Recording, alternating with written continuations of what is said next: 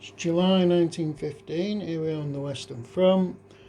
British and French are still hammering around towards Flanders area, but they're going to be switching over to fully supplied attacks rather than having more attacks with only partial supply.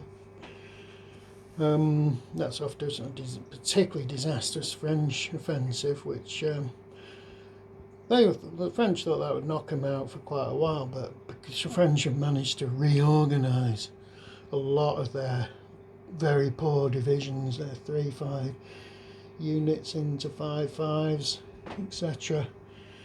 Things aren't as bad as they thought they might be, so the French and the British are ready to launch some serious offensives in July. The rest of the front is very, very quiet here. Onto the Italian front. The Italians have made quite a lot of progress on the Isonzo River front, but the Austrians, mainly because the Austrians were weak and there's no real entrenchments there at the moment. That'll soon change though, because there's entrenchments will start appearing at the start of this term.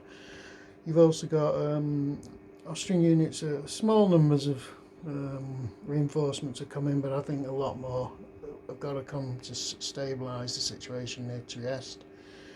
Well, certainly all the Austro-Hungarian supply points and reinforcements will be coming to this front this month. On the Eastern Front, East Prussia stalled because everything's going on now in the Warsaw area. Warsaw's actually isolated and has been for 4 turns now. German and Austrians are thinking about what they should do about this. They want these hexes for demoralisations against the Russians, but it'll consume a lot of supply to try and batter them down with guns. They certainly don't want to be wasting huge amounts of infantry to try and take them. They may just let them wither on the vine a bit, but that's going to take a long time with some of those big fortresses. In terms of the rest of the Austrian front, they're really going to have to concentrate on Italy now, so